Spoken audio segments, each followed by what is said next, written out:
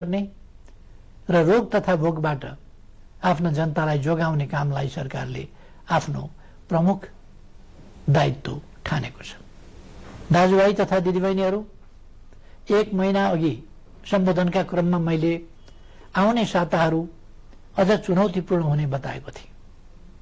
फागुन 3 गतेदेखि चैत 29 गतेसम्म झण्डै 2 महिनासम्म संक्रमितको संख्या दोहोरो अङ्कमा ननाग्नु र मानवीय क्षति बेगर बन्दाबन्दीको पालना हुनुले विश्व स्वास्थ्य संगठनले हाम्रो मुलुकलाई अति जोखिमबाट जोखिमको तहमा प्रगति भएको बताएको थियो। तर नयाँ वर्षको पहिलो हप्ता बितेसँगै महामारीको संक्रमण फेरि विस्तार हुन थाल्यो। यति बेला संक्रमितहरूको संख्या 600 नागेको छ। आसन्न जोखिमले हामीलाई थप सजग हुन, अझ उच्च योजनाका साथ संक्रमणलाई नियन्त्रण गर्न र राज्यका सबै अङ्गहरूलाई महसुस हुने गरी अझ चुस्त र प्रभावकारी बनाउन माग गरेको छ। यस महामारीलाई नियन्त्रण गर्न प्रारम्भिक दिनका तयारीमा केही अलमल जस्तो देखिए तापनि हालसम्म आइपुग्दा हामीले लिएका कदमहरू सफल भएका छन्। लकडाउनले जीवनलाई असहज बनाएको छ, तर यसले सामाजिक दूरी कायम गर्न, केसहरू पहिचान गर्न, आइसोलेसनमा राख्न र सम्पर्कित व्यक्ति पत्ता लगाउन मद्दत पुर्याएको छ। समयमै गरिएको लकडाउन, अन्तर्राष्ट्रिय सीमा नाका र उडानहरू बन्द गर्ने निर्णय र समयमै तय गरेको अस्पताल सेवा सञ्चालन कार्यविधिको तर्जुमा र कार्यान्वयन लगायतका कदमहरूले महामारीबाट हुन सक्ने डरलाग्दो क्षतिलाई जोगाएको छ। यस बीचमा 2 महिनाका शिशुदेखि 81 वर्षीय वृद्धासम्मलाई निको पार्न सकिनुलाई उपलब्धिका रूपमा लिइनुपर्दछ। यसरी दक्षिण एसियाका कतिपय मुलुकहरूको तुलनामा नेपालमा महामारी नियन्त्रणको स्थिति प्रभावकारी छ, तर त्यो ढुक्क भएर बस्ने स्थितिमा भने छैन। कोरोना विरुद्धको हाम्रो लडाईँ निकै चुनौतीपूर्ण र लामो छ भन्ने यथार्थप्रति सरकार सचेत छ। आपूर्तिका सीमित स्रोत भएका कारण औषधि र स्वास्थ्य उपकरणको खरिदमा सिर्जना भएका केही अप्ठ्याराहरू हल भएका छन्। एकमात्र प्रयोगशालाबाट सुरु भएको कोभिड-19 को परीक्षणलाई 7वटै प्रदेशसम्म विस्तार गर्दै 20 भन्दा बढी प्रयोगशालाबाट अहिले तीव्र बनाइएको छ। परीक्षणको दायरालाई विस्तार गर्न किट तथा औषधिको प्रबन्ध द्रुत गतिमा गरी यसलाई यथाशीघ्र अझै उन्नत बनाइनेछ। विज्ञहरूले दिएको सल्लाह बमोजिम कम्तीमा जनसङ्ख्याको 2% परीक्षण विस्तार गर्ने योजनामा सरकार छ। प्रत्येक स्थानीय तहलाई कोभिड-19 सँग जुझ्न सक्ने गरी स्वास्थ्य सुरक्षा, स्वास्थ्य सेवा, आधारभूत वस्तुहरूको आपूर्ति र शान्ति सुव्यवस्था कायम गर्न सक्ने तुल्याउन संघ र प्रदेश बीचको सहकार्यलाई थप प्रभावकारी बनाइनेछ। खास गरी क्वारेन्टाइनको प्रबन्ध, राहत वितरण, आपूर्ति प्रणालीको व्यवस्थापन र अनुगमनमा स्थानीय तहलाई सक्षम पार्ने गरी साझेदारी अघि बढाइनेछ। क्वारेन्टाइनको संख्या बढाउने र त्यसको स्तरमा पुनरावलोकन गरी व्यापक सुधार गरिनेछ। आवश्यकता अनुसार बन्द अवस्थामा रहेका होटल तथा उपयुक्त सार्वजनिक संरचनाहरूलाई समेत क्वारेन्टाइनको रूपमा प्रयोग गर्ने बारेमा समेत योजना बनाइएको छ। केन्द्रीय योजना र स्थानीय तहको व्यवस्थापनमा संक्रमित नागरिकको स्वास्थ्योपचार र क्वारेन्टाइनमा राखिएका व्यक्तिहरूको खानपान तथा हेरचाह व्यवस्थित गरिनेछ। महामारी विस्तार भएको ठाउँलाई सिल गरी त्यहाँ युद्ध स्तरमा परीक्षण तथा नियन्त्रणको कार्यलाई अघि बढाइनेछ। महामारी अहिले फैलिँदो अवस्थामा छ। यस महामारीसँग जुझ्न सबै सरकारी निकायहरू चुस्त र प्रभावकारी हुनै पर्दछ। समयको चुनौती सामना गर्न नसक्ने कुनै पनि संरचनाको नेतृत्वको तत्काल पुनर्व्यवस्था गरिनेछ। राष्ट्रिय संकटको यस घडीमा खेलेको भूमिकालाई नै सम्बन्धित व्यक्तिको मूल्याङ्कनको मुख्य आधार बनाउँदै दण्ड र पुरस्कारको व्यवस्था गरिनेछ। कोरोना महामारी विरुद्ध एकीकृत कमान्ड एवं केन्द्रीय योजनालाई थप प्रभावकारी बनाइनेछ। संघ, प्रदेश र स्थानीय तहबीच कोरोना संक्रमण रोकथाम र नियन्त्रणका क्षेत्रमा जीवन्त सूचना, संवाद तथा प्रभावकारी समन्वयका लागि तीनवटै तहमा सम्पर्क व्यक्ति वा निकाय तोकी विद्यमान संस्थागत व्यवस्थालाई अझ चुस्त तुल्याइनेछ। फैलिँदो महामारीप्रति चासो राख्ने र यस महामारी विरुद्धको लडाईँमा कुनै न कुनै रूपमा संलग्न विभिन्न पक्षलाई समेटेर एउटा परामर्शदात्री संयन्त्र छिटै घोषणा गरिनेछ। दिदीबहिनी तथा दाजुभाइहरू, कुनै पनि विषयले कोरोना विरुद्धको जारी युद्धलाई कमजोर पार्न हुन्न भन्नेमा म स्पष्ट छु। मैले पहिले पनि भनेको छु, मानिसका लागि जीवन पहिलो कुरा हो। रोग वा भोक केहीबाट पनि हाम्रा देशवासीको जीवन जोखिममा पर्न नदिन सरकार हदैसम्म प्रयत्नशील रहन्छ। यस कार्यमा सरकार सबै देशवासीबाट आजसम्म प्राप्त सहयोगका लागि आभारी छ र आगामी दिनमा थप रचनात्मक सहयोगको अपेक्षा पनि गर्दछ। अहिले मुलुक बाहिर रहेका नेपालीहरूको घर फर्किने क्रम बढेको छ। मैले नेपालीहरूको ठूलो संख्यामा कार्यरत रहेका मुलुकका सरकार तथा राष्ट्र प्रमुखसँग गम्भीर संवाद गरेको छु। नेपालीहरूको अप्ठ्यारोमा सहयोग गर्न मैले गरेको आग्रहमा उहाँहरूले निश्चिन्त रहन आश्वस्त पार्नु भएको छ। म उहाँहरू सबैलाई धन्यवाद भन्न चाहन्छु। यसका अतिरिक्त कोभिड-19 को विश्वव्यापी संक्रमणको कारणबाट उत्पन्न असहज परिस्थितिमा स्वदेश फर्कनुपर्ने अवस्थामा रहेका नेपालीलाई स्वदेश फर्काउने व्यवस्था सम्बन्धी विस्तृत योजना सहितको आदेश तत्काल जारी गरिनेछ। विश्वका जुनसुकै कुनामा अप्ठ्यारोमा परेका आफ्ना देशवासीहरूलाई सरकारले समयमै उद्धार गर्छ। समस्याको प्राथमिकता र देशभित्रको तयारीका बीच सन्तुलन मिलाउँदै यो काम छिट्टै सुरु गरिनेछ। सरकार आफ्ना नागरिकप्रति संवेदनशील छ, यसमा निश्चिन्त रहन म सबैमा आग्रह गर्दछु। विश्व स्वास्थ्य संगठनको प्रोटोकल अनुरूप घर फर्कनेहरूको सीमा पार गर्नु अघि अनिवार्य परीक्षण हुनुपर्ने थियो, जसले महामारीलाई समुदाय स्तरमा फैलिनबाट धेरै हदसम्म जोगाउन सक्थ्यो। तर छिमेकी मित्र राष्ट्र भारतबाट अधिकांश घर फर्कनेहरू नियमको पालना र परीक्षण बिना नै अनेक कष्ट झेल्दै ठूलो संख्यामा सीमा पार गरिरहनु भएको छ। परीक्षणको अभावमा महामारी तीव्र गतिमा फैलिनमा यसले पनि योगदान गरिरहेको छ। स्वदेश भित्रिसक्नुभएका दाजुभाइ दिदीबहिनीहरूले छिटो परीक्षण गर्न, सामाजिक दूरी कायम गर्न, सुरक्षित ढंगले क्वारेन्टिनमा रहन र अन्य नियमहरूको पालना गर्न जरुरी छ। यस काममा उहाँहरूलाई आवश्यक सहयोग पुर्याउने थप दायित्व स्थानीय तहको काँधमा आइपरेको छ। यस्तै अवस्थामा जनस्तरमा पारस्परिक सहयोगको आवश्यकता हुन्छ। जनता बीचको आपसी सहयोग र सजगतामा मात्रै कोरोना जस्तो महामारीको संक्रमणलाई नियन्त्रण गर्न सकिन्छ। हामी स्पष्ट हुनुपर्दछ, कोही पनि रहरले मात्र विदेशिएको हुँदैन। कोरोना संक्रमण जो कसैलाई पनि हुन सक्छ, कसैले पनि इच्छाले संक्रमण बोकेर फर्किएको पनि हुँदैन। कसैको पनि बोली र व्यवहारबाट घर फर्किएकाहरूको आत्मसम्मानमा चोट नपुगोस् भन्नेमा सचेत रहन म सबै देशवासीहरूलाई आग्रह गर्दछु। घर फर्किएका सबै दिदीबहिनी दाजुभाइहरूलाई आफ्ना कारणले आफ्नो परिवार, छरछिमेक तथा समुदायमा महामारी नफैलियोस् भन्नेमा सतर्क रहन र चिकित्सक तथा प्रशासनको सल्लाह बमोजिम स्वास्थ्य सम्बन्धी अन्य नियमहरूको पालना गर्न अनुरोध गर्दछु। अप्ठ्यारो बेलामा केही तत्त्वहरू जनतामा भ्रम फिजाएर आफ्ना अलग स्वार्थ र उद्देश्यहरू पूरा गर्न सक्रिय हुन सक्दछन्। यसरी जनतालाई भ्रमित गर्दै समाजमा असन्तोष फैलाउन उद्धत गैर जिम्मेवार तत्त्वहरूको बहकावबाट सतर्क रहन समेत आह्वान गर्दछु। विश्वव्यापी प्रवृत्ति र हाम्रो मुलुकमा त्यसको प्रभावलाई हेर्दा यस महामारीको संक्रमण अझै केही अवधि जारी रहने देखिन्छ। समुदायमा संक्रमण थप विस्तार हुन नदिन आवश्यक सावधानीका साथ केही नयाँ कदमहरू चालिनेछ।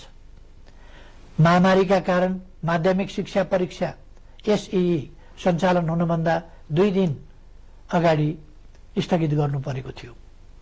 यो परीक्षा सञ्चालन हुन नसक्दा लाखौं विद्यार्थी अहिले अन्यलमा छन्। अहिले तत्काल परीक्षा सञ्चालन गर्न सकिने अवस्था पनि विद्यमान छैन। तसर्थ एसईई का परीक्षार्थी विद्यार्थीहरूको सिंगो शैक्षिक वर्ष खेर जान नदिन शिक्षा, विज्ञान तथा प्रविधि मन्त्रालयले छिट्टै आवश्यक प्रबन्ध मिलाउनेछ। आवश्यक नीतिगत व्यवस्था सहित मन्त्रालयले भर्चुअल कक्षाको समेत प्रयोग गरी सबै विद्यालयहरूमा नयाँ शैक्षिक वर्ष अन्तर्गतको पठन पाठन सञ्चालनको काम अघि बढाउनेछ। कोरोना भाइरस महामारीको जोखिम न्यून गर्दै आवश्यक आर्थिक क्रियाकलापलाई सुचारू गरिनेछ। सरकारको नीति तथा कार्यक्रममा जोड दिइए अनुरूप खेतीपातीको याम खेर जान नदिन, सामाजिक दूरी र आवश्यक परहेजलाई ख्याल गरी कृषि कार्य अघि बढाइनेछ। समुदायमा संक्रमण फैलिन नदिन मानिसको आवागमनलाई आवश्यक मात्रामा सीमित गर्ने गरी प्रशासनिक कडाइलाई भने कायमै राखिनेछ। कोरोना महामारीका कारण थपिन सक्ने गरिबी र बेरोजगारीलाई समाधान गर्न कृषि क्षेत्रको अहम भूमिका हुने कुराप्रति सरकार सचेत छ। ठूलो मात्रामा आधुनिक यन्त्र र प्रविधिको प्रयोग गरी व्यावसायिकीय कृषि उत्पादनको कार्य अपेक्षित मात्रामा हुन नसक्नु, मेहनत तथा लगानी गर्ने उत्पादक र मूल्य तिरेर खरिद गर्ने उपभोक्ताको अहित हुने, तर किसान र उपभोक्ताको बीचमा रहने बिचौलियाले भने अनुचित फाइदा उठाउने जस्ता समस्या कृषि क्षेत्रमा रहेको आजको गम्भीर समस्या हो। यस समस्यालाई सम्बोधन गर्न आवश्यक खाद्य वस्तुहरूको आयातलाई घटाउने, कृषिमा आत्मनिर्भर हुने, क्रमशः कृषि उत्पादनको निर्यात तीव्र पार्ने र कृषि क्षेत्रमा ठूलो मात्रामा रोजगारी र स्वरोजगारी सृजना गर्ने कार्यक्रम हालै संसदबाट नीति तथा कार्यक्रमका रूपमा पारित गरिसकिएको छ। कोरोना महामारीका बीच पनि अर्थतन्त्रलाई चलायमान राख्ने र राष्ट्रिय गौरवका आयोजना लगायत कतिपय विकास आयोजनालाई अगाडि बढाउने हाम्रो प्रयास र प्रयोग सफल भएको छ। कोरोना महामारी बीच पनि माथिल्लो तामाकोशी, मेलम्ची, पोखरा, भैरवा र काठमाडौँ विमानस्थल निर्माण विस्तार तथा रानी पोखरी, धरहरा लगायत पुनर्निर्माणका काम अगाडि बढाउन सकिएको छ। यसले कोरोनालाई छल्दै विकासका काम अगाडि बढाउन सकिन्छ भन्ने पुष्टि भएको छ। अब नियन्त्रणको सीमाभित्र रहन सक्ने थप उद्योगहरूलाई सञ्चालनको अनुमति दिइनेछ। काममा आउने आफ्ना श्रमिकलाई समुदायमा छ्यासमिस नहुने प्रबन्ध गर्ने शर्तमा जुन जुन जिल्लाका श्रमिक हुन् तिनीहरूलाई पहिले कोरोना परीक्षण गरी प्रशासनको निगरानीमा उद्योग व्यवसाय सञ्चालन हुने स्थानमा ल्याउने प्रबन्ध मिलाइनेछ। सम्बन्धित उद्यमीले आफ्नो व्यवसायमा रहने श्रमिकहरूले तोकेको प्रोटोकल पालना गरे नगरेको अनुगमन आफै गरी त्यसको नियमित जानकारी सम्बन्धित प्रशासनिक निकायमा गराउनु पर्नेछ। यसको प्रभावकारिताको आधारमा क्रमशः थप व्यवसाय सञ्चालनको प्रक्रिया अघि बढाइनेछ। दैनिक आवश्यक वस्तुहरूको आपूर्ति सहज तुल्याउने र आन्तरिक उत्पादन वृद्धिका लागि कच्चा पदार्थदेखि उत्पादित वस्तुको बजारसम्मको श्रृङ्खला अवरुद्ध हुन दिइने छैन। आवश्यक वस्तुहरूको आन्तरिक ढुवानी र आयात निर्यात सहज बनाइनेछ। कोरोना महामारीको असरबाट क्षति भएका औद्योगिक व्यावसायिक क्षेत्रका लागि राहत सुविधाको व्यवस्था सरकारले गर्नेछ। यस्ता सुविधामा कर सहुलियत, शुल्क मिनाहा, कर्जाको ब्याज सहुलियत, सहज ऋणको उपलब्धता एवं विद्युत लगायतका क्षेत्रमा दिइने छुटहरू पर्नेछन्। निजी क्षेत्र सबल नहुँदा अर्थतन्त्र सबल हुन सक्दैन भन्ने यथार्थलाई सरकारले राम्रोसँग बुझेको छ। शिथिल बन्न पुगेको अर्थव्यवस्थालाई दुरुस्त गर्न आवश्यक आर्थिक पुनरुत्थान सम्बन्धी विस्तृत प्रस्ताव अर्थ मन्त्रालयले छुट्टै जारी गर्नेछ। यस अप्ठ्यारो समयमा अपाङ्गता भएका व्यक्ति वा अन्य कसैको पनि राज्यले उपलब्ध गराउँदै आएको सामाजिक सहायतामा कटौती गरिने छैन। सामाजिक सुरक्षाको दायरा फराकिलो पारिनेछ। योगदानमा आधारित सामाजिक सुरक्षा प्रणालीलाई परिमार्जन गरिनेछ। यस प्रणालीमा आबद्ध सबै श्रमिकहरूको सामाजिक सुरक्षा कोषमा गर्नुपर्ने योगदान रकम हाललाई सरकारी कोषबाटै मिलान गरिनेछ। श्रम गर्नै नसक्नेलाई राहत दिउँ, बाँकी सबैलाई काम दिउँ र आर्थिक रूपमा भर्ती गरौँ भन्ने मान्यतामा सरकार दृढ छ। प्रधानमन्त्रीको नेतृत्वमा रहेको प्राकृतिक विपत्ति न्यूनीकरण तथा समस्या समाधान कोष र गृहमन्त्रीको नेतृत्वमा रहेको प्राकृतिक विपत्ति राहत कोषमा समेत रहेको रकमको महत्त्वपूर्ण हिस्सा कोरोना संक्रमण रोकथाम नियन्त्रण तथा उपचार कोषमा हस्तान्तरण गरिनेछ, जसबाट कोरोना रोकथाम नियन्त्रण र उपचारमा थप योगदान पुग्नेछ। यति बेला विदेशमा रोजगारी गुमेर ठूलो संख्यामा हाम्रा श्रमिकहरू स्वदेश फर्किनु भएको छ। साथै कोरोना महामारीका कारण नेपालमा कार्यरत विदेशी श्रमिकहरू पनि ठूलो संख्यामा आफ्नो देशमा फर्केको या फर्कने अवस्था रहेको छ। मुलुकमा विद्यमान र यस्ता विभिन्न ढंगले सृजना भएका रोजगारीका अवसर, विदेशमा रोजगारी गुमाएर स्वदेश फर्किएका र स्वदेशमै रोजगारविहीन नेपालीहरूलाई उपलब्ध गराइनेछ। यसका लागि आवश्यक पर्ने उपयुक्त सिप र तालिमको व्यवस्था सरकारले गर्नेछ। कृषि, साना तथा मझौला उद्योग, व्यवसाय, निर्माण तथा सेवा क्षेत्रमा स्वरोजगारी सृजना गरी आत्मनिर्भर अर्थतन्त्रको गन्तव्यमा अघि बढ्ने विषय पहिले नै चर्चा गरिएको छ। संघ, प्रदेश र स्थानीय तहको सहकार्यमा पारिश्रमिक सहितको जनसहभागिता र प्रविधि सहितको श्रममूलक विकास निर्माणका कार्यहरू स्थानीय तहमा सञ्चालन गरिनेछ। प्रधानमन्त्री रोजगार कार्यक्रम अन्तर्गतको रोजगार सेवा केन्द्रलाई श्रम बैंकको रूपमा अघि बढाई सूचीकृत श्रमिकलाई उपलब्ध रोजगारीमा परिचालन गरिनेछ। स्थानीय तहहरूले स्वदेश फर्की बेरोजगार रहेका र स्वदेशमै रही रोजगारीको अवसर नपाएकाहरूलाई रोजगार सेवा केन्द्रमा दर्ता हुनका लागि सहजीकरण गर्नेछ। दिदीबहिनी तथा दाजुभाइहरू, कोरोना भाइरसको महामारी हत्तपत्त नहट्न पनि सक्छ भन्ने वास्तविकतालाई हामीले आत्मसात गर्नुपर्दछ। भाइरसको औषधि छैन, यस भाइरसको पनि औषधि छैन। विज्ञहरू भनिरहेका छन्, यस भाइरसका विरुद्धको नयाँ खोप पत्ता नलागेसम्म यस महामारी विरुद्ध नियन्त्रण गर्ने उपलब्ध उपाय भनेकै हाम्रो आनीबानी र आहार विहारमा आवश्यक सतर्कता अपनाउनु हो। हालसम्मका उपायहरू हुन् भाइरसलाई व्यक्तिबाट व्यक्तिमा सर्न नदिन, सामाजिक दूरी कायम गर्ने र हरेक व्यक्तिमा प्रतिरोधी क्षमता वृद्धि गर्ने। सोचौं, हुने खाने हुन् वा हुँदा खानेको अचारको रूपमा होस् वा तरकारी, हाम्रा भान्सामा प्रयोग हुने केही तत्त्वहरूमा किन समानता पाइन्छ? किनकि त्यसमा औषधीय तत्त्व छ। हाम्रा पूर्वजहरूले हजारौं वर्ष अगाडिदेखि गहिरो अनुसन्धान गरेर प्रचलनको रूपमा अगाडि सारेका, हाम्रो भान्सामा प्रयोग हुँदै आएका ती औषधीय तत्त्वले रोगको प्रतिरोध क्षमता बढाउन बल पुर्याइरहेका छन्। तसर्थ निरोगी नेपाल निर्माणका लागि 5 कार्य गर्न आग्रह गर्दछु। पहिलो, यस महामारीसँग लड्दै निरोगी नेपाल निर्माणमा आफूलाई तयार राख्न उपलब्ध आहारलाई स्वच्छ र सन्तुलित बनाऊ। दोस्रो, लकडाउनको समयमा उपलब्ध फुर्सदलाई स्वस्थ रहन उपयोग गरौं। शारीरिक र श्वास प्रश्वासको चुस्तताको लागि घरैभित्र व्यायामलाई निरन्तरता दिउँ। तेस्रो, भाइरस फोहोरमा रमाउँछ। आफ्नो शरीर र वासस्थान दुवैको सरसफाइमा एकदमै ध्यान दिउँ। चौथो, स्वस्थ रहनका लागि पर्याप्त आराम आवश्यक छ, यसमा ध्यान दिउँ। पाँचौं, उच्च मनोबल कायम राखौं। भय र त्रास, चिन्ता र आशंकाले रोग व्याधिका विरुद्धको लडाईँमा कमजोर तुल्याउँछ। कोरोना भाइरसबाट जीवन गुमाउनेको संख्या प्रतिशतमा हेर्ने हो भने हामीले सामान्य ठानेका मौसमी रुगाखोकीबाट मर्नेको भन्दा कम छ भन्ने त तथ्याङ्कले नै बताएको छ। नबोलौं, हरेक चुनौतीको सामना गरेर नै मानव जाति आजको स्थानमा आइपुगेको हो। मानव जातिले सभ्यताको इतिहासमा असाधारण प्रतिकूलताहरूको सामना गरेको छ। हिमयुग जस्ता अनेक कठिन समय पार गरेको छ। औषधि र अस्पताल नै नभएको बेलामा समेत अनेकन महामारीहरूको सामना गरेर अघि बढेको छ। मैले पहिले पनि चर्चा गरेको छु, चुनौतीको सामना गर्ने, लडेको ठाउँबाट धुलो टकटकाउँदै उठ्ने र अघि बढ्ने नेपालीको चरित्र हो। हाम्रो आनीबानी र खानपिन ठिक हुँदा हामी जोगिन्छौं र कोरोनालाई पराजित गर्न सक्छौं। त्यसैले सकारात्मक सोच राखौं। सरकारले यसलाई निरोगी नेपाल निर्माण अभियान भनेको छ। निरोगी नेपाल निर्माणलाई मूल स्वास्थ्य नीति बनाएको छ। प्रकृति मैत्री स्वच्छ जीवन प्रणाली प्रवर्धन गरी नेपालीको रोग प्रतिरोधी क्षमता वृद्धि गर्न निरोधात्मक कार्यक्रम सञ्चालन गर्ने नीति अघि सारिएको छ।